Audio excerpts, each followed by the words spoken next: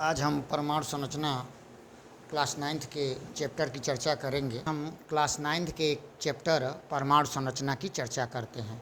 तो मैं बता रहा हूँ कि जो तत्व का जो परमाणु है, परमाणु मुख्यतः इसमें 3 कण होते हैं, प्रोटॉन, इलेक्ट्रॉन और न्यूट्रॉन।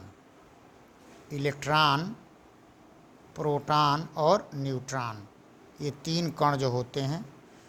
तो हम एटॉमिक जब स्ट्रक्चर की चर्चा कर रहे हैं तो हम कैसे करें, तो पहले हम क्या करेंगे, जैसे हमने एक उदाहरण दिया कि सोडियम का हमें परमाणु संरचना बनाना है, तो ऊपर सोडियम में 23 लिखा हुआ है और नीचे 11। तो 23 जो है वो परमाणु भार है, सोडियम का परमाणु भार है, और 11 जो लिखा है वो परमाणु क्रमांक है।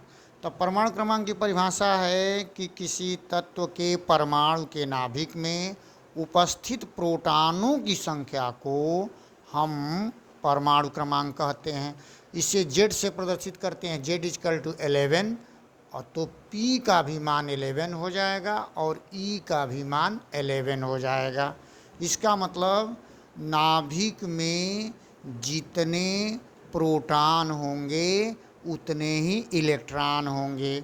अब देखेंगे ऊपर वाला जो 23 लिखा हुआ है वह परमाणु भार है, एटॉमिक वेट। तो ये एटॉमिक वेट जो है ये प्रोटॉन और न्यूट्रॉन की कुल संख्या के योग के बराबर होता है। तो यहाँ हमने लिख दिया P से प्रोटॉन हुआ, N से न्यूट्रॉन, तो P + N = 23।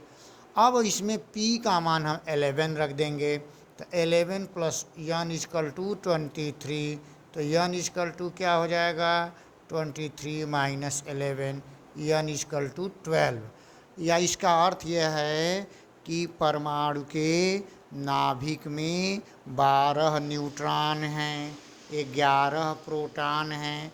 तो प्रोटॉन और न्यूट्रॉन दोनों मिला देंगे तो परमाणु के नाभिक में जो 11 प्रोटॉन और 12 न्यूट्रॉन हैं, दोनों को मिलाने पर दोनों को मिलाने पर कुल संख्या 23 हो जाएगी।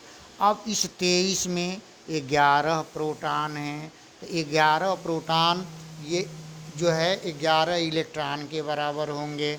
अब इन इलेक्ट्रॉनों का वितरण करेंगे, तो फर्स्ट कोष में, पहले कोष में जो इलेक्ट्रॉन होंगे अधिकतम 2 इलेक्ट्रॉन होंगे, दूसरे कोष में अधिकतम 8 इलेक्ट्रॉन होंगे।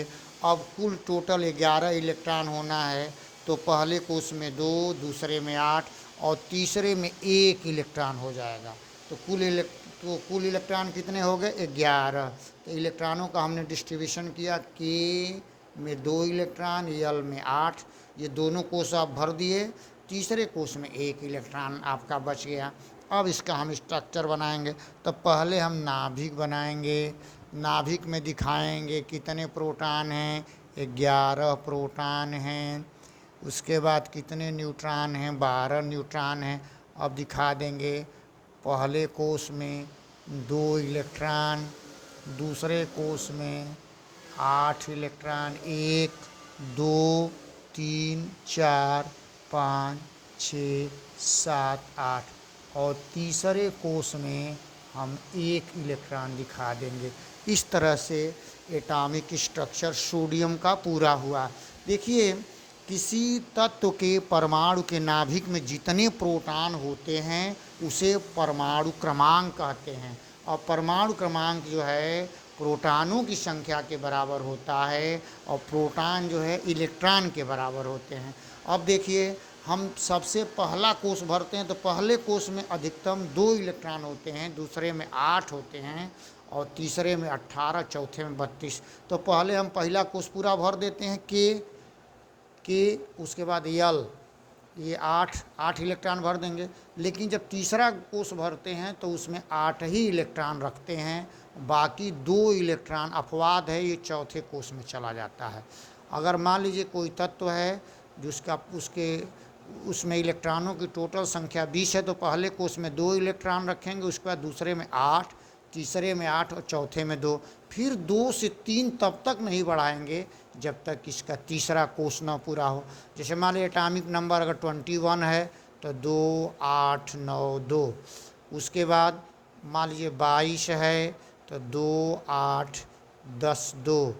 उसके बाद अगर 23 है तो 2 8 11 2। उसके बाद इसी तरह से बढ़ाते चले जाएंगे। अगर मान लीजिए 25 है तो 2 8 13 2। 26 है तो 2 8 14 2। और इस तरह से लास्ट में 30 तक ले जाएंगे तो 2 8 18 2। ये ये मतलब कि इलेक्ट्रॉनों का जो वितरण है, यह विभिन्न कोषों में इलेक्ट्रॉनों का हम वितरण करते हैं। अब 31 का करना है तो अब ये 2 से अब इसको बढ़ाएंगे 2 8 18 3। इसी तरह से बढ़ाते जाएंगे 32 का हो जाएगा 2 8 18 4। ऐसे करते करते हम ले जाएंगे 2 8 18 8। ये जो है 36 जो एटॉमिक नंबर है ये होता है क्रिप्टॉन का। ये इसके बाह्य कोश में 8 इलेक्ट्रॉन होते हैं। वीडियो अगर आप लोगों को अच्छा लगा हो तो उसको लाइक करिए, शेयर करिए और मेरे चैनल को सब्सक्राइब करिए। जय हिंद, जय भारत।